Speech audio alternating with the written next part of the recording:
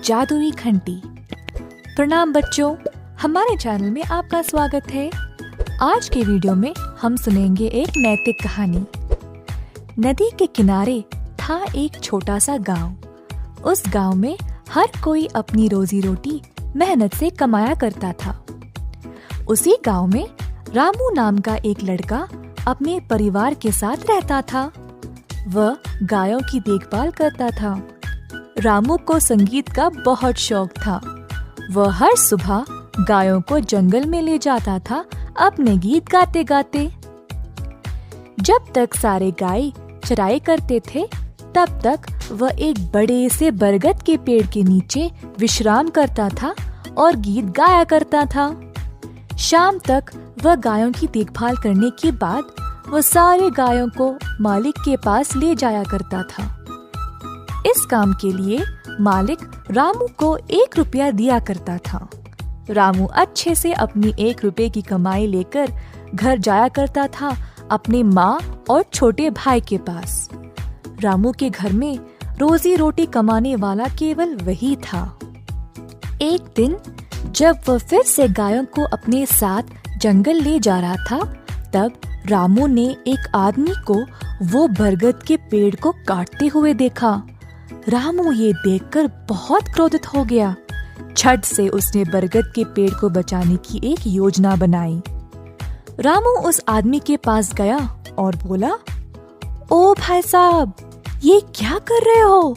क्या आपको नहीं पता, कई साल पहले यहाँ एक ऋषि ने इस पेड़ को एक प्रदान दिया था।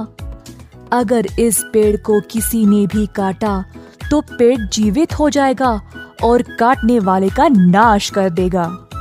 रामू की बातों का उस आदमी को विश्वास हुआ और वो वहाँ से डरकर भाग गया।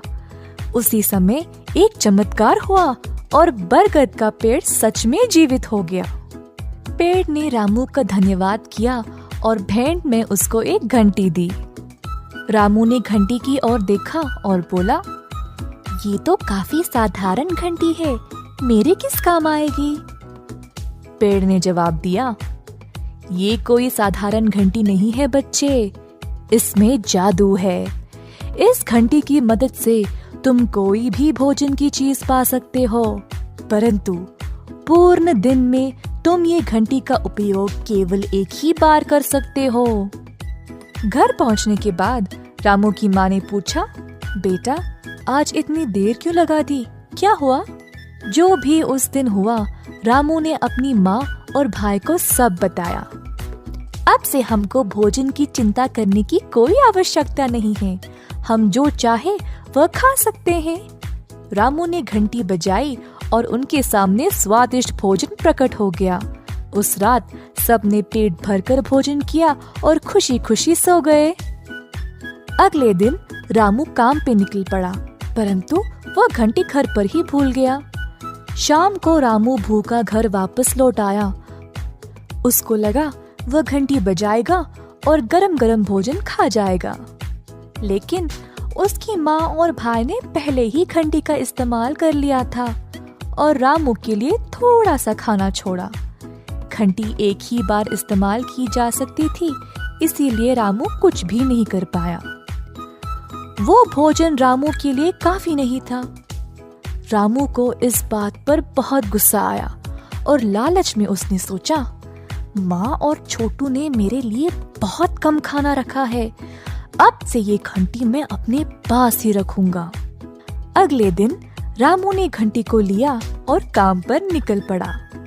रामू की माँ और छोटे भाई को इस बात का नहीं पता था और वे सारे घर में घंटी को ढूंढने लगे। शाम को जब रामू वापस लौट आया, रामू के छोटे भाई ने कहा, भैया, मुझे बहुत भूख लगी है, हमने घंटी को बहुत ढूंढा परंतु नहीं मिला।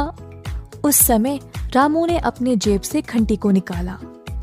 रामू की माँ ये देखकर बहुत आश्चर्य रह गई। क्रोधित होकर उन्होंने कहा, तुम ये घंटी अपने साथ ले गए थे? तुम्हारे छोटे भाई ने सुबह से कुछ भी नहीं खाया, अपने स्वार्थ के लिए तुमने हमको भूखा छोड़ दिया। रामू को तब बहुत बुरा लगा और उसको अपनी गलती का एहसास हुआ। मैया, कल आपने और छोटू ने मेरे लिए सिर्फ थोड़ा सा भोजन रखा था, इसीलिए मैं स्वार्थी बन गया और घंटी साथ ही ले गया। मुझे माफ कर दो, मैं ऐसा कभी नहीं करूँगा। उस दिन से रामू का परिवार खाने को लेकर कभी चिंतित नहीं हुए।